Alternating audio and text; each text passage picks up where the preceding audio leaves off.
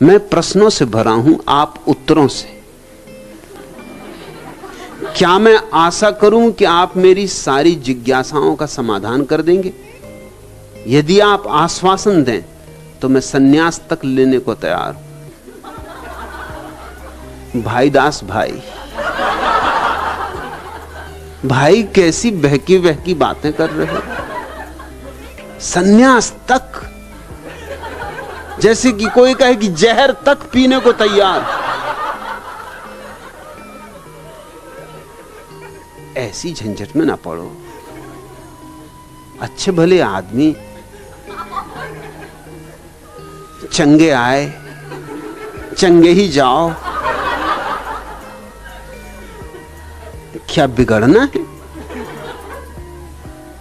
और तुमसे किसने कहा कि मैं उत्तरों से भरा हूं? हां, प्रश्नों से खाली हो गया हूं। तुम प्रश्नों से भरे हो, मैं प्रश्नों से खाली हूं। उत्तरों से मैं भरा हूं, इस भ्रांति में ना रहो। मैं कोई पंडित नहीं हूं। हां, तुम्हें भी प्रश्नों से खाली होना हो तो मुझसे जुड़ सकते हो, वही सन्यास है। प्रश्नों के उत्तर नहीं होते। सद्गुरु प्रश्नों के उत्तर नहीं देता है, प्रश्नों को तोड़ता है। तुम जरा गौर तो करो कि मैं तुम्हारे जो प्रश्नों को उत्तर देता हूं वो उत्तर,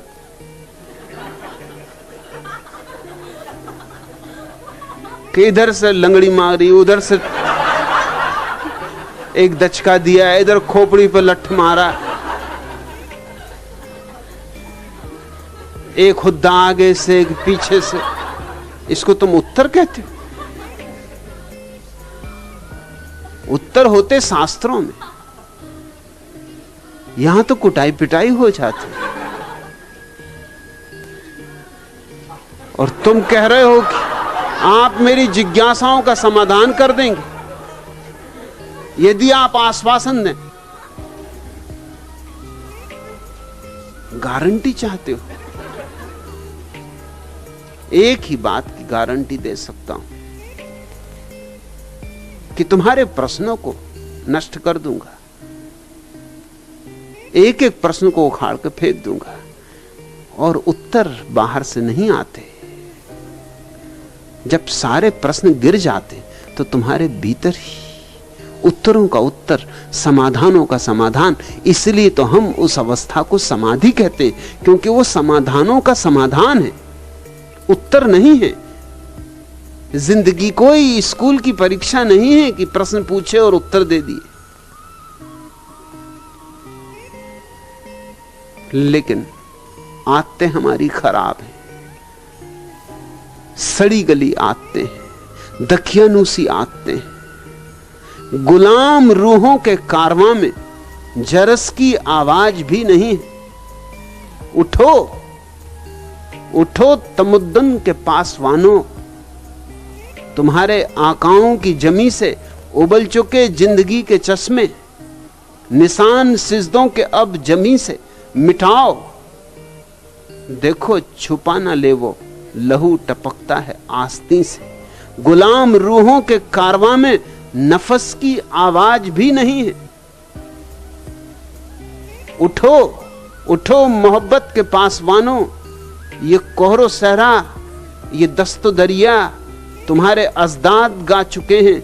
यहां पे वो आतसी तराना जो गर्मी बज़्म था मगर अब गुजर गया उसको एक जमाना। समंदे अय्याम बरक पा है, उठो उठो की तारीख हर बरख पर तुम्हारा शुभ नाम ढूंढती। न देंगे आवाज उसके शय पर जो वक्त उड़ता चला गया है। जमीन आंखों से मत कोरे दो, जमीन आंखों से मत कोरे दो, न मिल सकेंगी वो हड्डियां जो जमी का तारीख गहरा सीना निगल चुका है। नया करीना सिखाओ पामाल जिंदगी को। जमीन आंखों से मत कोरे दो, न मिल सकेंगी वो हड्डियां जो जमी का तारीख गहरा सीना निगल चुका है। नया करीना सिखाओ पामाल जिंदगी को। उठो उठो मजारों के पासवानों, चलो न गरमाओ जिंदगी को। ये ढेर सूने पड़े हैं इन पर, कहीं से दो फूल ही चढ़ाओ। गुलाम रूहों के कारवां में जरस की आवाज भी नहीं। ये देश क्या है? एक गुलाम रूहों का कारवां हो गया, जिसमें कोई जीवन की घंटियां भी नहीं बजती। गुलाम रूहों के कारवां में जरस की आवाज भी नहीं है। गुलाम रूहों के कारवां में नफस की आवाज भी नहीं है। घड़ियाल तो क्या बजेंगे, यहां सांस की आवाज तक खो गई। उठो तमुद्दन के पासवानों, ए संस्कृति के पागलों, उठो मोहब्बत के पासवानों, बहुत हो चुकी प्रेम की बातें, अब उठो। उठो मजारों के पासवानों, पूछ चुके कब्रों को बहुत, उठो अब थोड़े जिंदगी को जियो। ये ढेर सूने पड़े हैं, इन पर कहीं से दो फूल ही चढ़ाओ। भाई दास भाई, तुम कहते हो कि प्रश्नों से भरे हो। तुम्हारे प्रश्न तुम्हारे ही प्रश्न होंगे ना, और अज्ञान में क्या प्रश्न हो सकते, और ज्ञान में तो प्रश्न होंगे ही क्यों। अज्ञान में व्यर्थ के कुतूहल होते, या चालबाजियां होती, या धोखा होता, या पाखंड होता। तुम्हारे प्रश्नों में तुम्हारी ही छाप होगी ना, तुम्हारे प्रश्न तुम्हारे ही प्रतिबिंब होंगे ना। तुम्हारे प्रश्न आखिर तुम्हारे भीतर ही से तो आएंगे। अब बबूल में कोई गुलाब के फूल तो ना लगेंगे। अब बबूल के कांटों को मैं बैठा रहूं, तोड़ता रहूं, इससे भी क्या होगा, नए कांटे उगते रहेंगे। इसलिए मैं तो जड़ मूल से तुम्हें मिटा दूंगा। भाई दास भाई, अगर तैयारी हो बिल्कुल मिटने की तो सन्यासी हो जाओ। आश्वासन एक देता हूं कि मिटाऊंगा, बिल्कुल मिटा दूंगा, जड़ों से उखाड़ूंगा। कहीं कुछ शेष ना रहेगा तुम्हारा तुम में, और जब तुम्हारा तुम में कुछ भी शेष ना रहेगा तो पा जाओगे तुम सभी समस्याओं का समाधान। दादा चूहड़मल फूहड़मल बीमार थे, डॉक्टर के यहां गए। डॉक्टर ने सब जांचा परखा और 2 दवा की गोली देकर कहा, एक सुबह एक शाम खाना, बस एक ही दिन में बिल्कुल चंगे नजर आओगे। दादा घबराकर बोले, क्या आप बोले बड़ी डॉक्टर, नंगे नजर आओगे? डॉक्टर ने कहा कि नहीं नहीं, मैंने कहा चंगे हो जाओगे, यानी मेरी दवा इतनी बढ़िया है कि एक ही दिन में बिल्कुल ठीक हो जाओगे। दादा बोले, अच्छा अच्छा यह बात है, बड़ी यह तो बताओ कि दवा काहे के साथ खानी? जवाब मिला, चाय या दूध के साथ खाइएगा। दादा को संतोष न हुआ। बड़ी डॉक्टर, हमको तो एक बात बोल दो, या चाय या दूध, हमको दोहरी बातें ठीक नहीं लगती। डॉक्टर ने कहा, अच्छा तो दूध के साथ गोली लीजिएगा। दादा ने पूछा, दूध गाय का या भैंस का? डॉक्टर ने कहा, माफ करिए, मुझे और भी मरीज देखने हैं, अब आप ही अकेले तो नहीं कि आपसे ही थोड़ी सिर मारता रहूं। आपको जो दूध मिल जाए उसी के साथ ले लेना, उसमें कोई फर्क नहीं पड़ता। दादा बोले, बड़ी डॉक्टर गुस्सा क्यों होते हो? हम आज पहली बार ही एलोपैथी का इलाज करवा रहे हैं, इसलिए सब बातें क्लियर जानना चाहते। ना हमारे घर गाय है ना भैंस, बकरियां हैं। यदि बकरी के दूध के साथ गोली खा लूं तो कोई नुकसान तो नहीं है ना? उत्तर मिला नहीं, मगर दादा की जिज्ञासा भी समाप्त न हुई। बड़ी एक बार और बताओ ना, दूध गर्म चाहिए या ठंडा?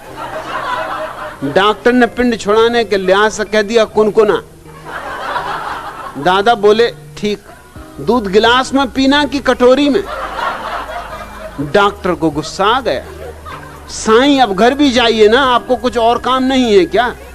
दादा बोले, काम क्यों नहीं है, पर जब हमने आपको पूरी फीस दी है तो बदले में हमें भी पूरी जानकारी तो दीजिए। बताइए कि दूध खड़े खड़े पीना है कि बैठकर पीना है? डॉक्टर ने अपना माथा ठोंक लिया। साईं आप ये लीजिए अपनी फीस वापस। 10 का नोट पकड़ाते हुए उसने कहा, खुदा के वास्ते अब मेरा पीछा छोड़िए। दादा बोले, लेकिन भरी तुम तो नाराज होते हो, हम तो सीधा साधा आदमी हैं, कभी एलोपैथी का इलाज नहीं करवाया, इसलिए पूछता है कि दूध खुद अपने हाथ से पीना है या मेरे मुन्ने की अम्मा यदि पिला दे तो कोई नुकसान। डॉक्टर को भी हंसी आ गई, बोला साईं तुम तो बड़ा जानदार आदमी है, जा अब अपने घर और मुन्ने की अम्मा के हाथ से दूध पी। दादा ने कहा अच्छा तो जाता हूं बड़ी डॉक्टर, मगर एक बात तो बताओ कि घर तक पैदल जाऊं या रिक्शे में बैठकर। डॉक्टर ने कहा रिक्शे में जाओ, इस बुखार में पैदल चलना ठीक नहीं। दादा डॉक्टर से राम राम बड़ी साईं कह के चल दिए। डॉक्टर ने संतोष की सांस ली, लेकिन आश्चर्य की बात तो तब घटी जब आधा घंटे बाद दादा लौट आए और बोले बड़ी डॉक्टर तुम कैसा इंसान है, हमको यह नहीं बताया कि कौन सी गोली सुबह खानी और कौन सी शाम को खानी। हमारा मुन्ने की अम्मा ने हमको बहुत डांटा। डॉक्टर ने संयम साध कर कहा यह सुबह खाइए और ये शाम को। दादा बोले तुम्हारी भूल के कारण हमको वापस आना पड़ा, भरी हमको फिर से घर जाने के लिए 10 रुपया रिक्शा का भाड़ा दो, वरना हम कैसे जाएंगे। डॉक्टर ने आधा मिनट गंभीरता से सोचा और चुपचाप 10 का नोट दादा के हाथ में थमा दिया। इसी में ज्यादा भलाई थी। दादा मुस्कुराते बाहर आए और वेटिंग रूम में बैठी अपनी बीबी को आंख मार कर बोले लोग कहते हैं कि जाको राखे साइयां मार सके न कोई। ऐसा कहने वाले निरे मूर्ख हैं, गधे। उनको कहना चाहिए जाको लूटे साइयां बचा सके न कोई।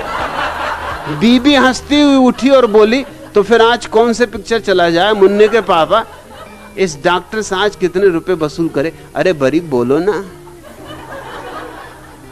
तुम्हारी जिज्ञासाएं भाईदास भाई किसी काम ना आएंगी। यहां तो जिज्ञासाएं तोड़नी, यहां तो प्रश्न गिराने। उत्तर मेरे पास कोई नहीं, उत्तरों का उत्तर है और वह तुम्हारे भीतर है, उसे खोजने का रास्ता बता सकता।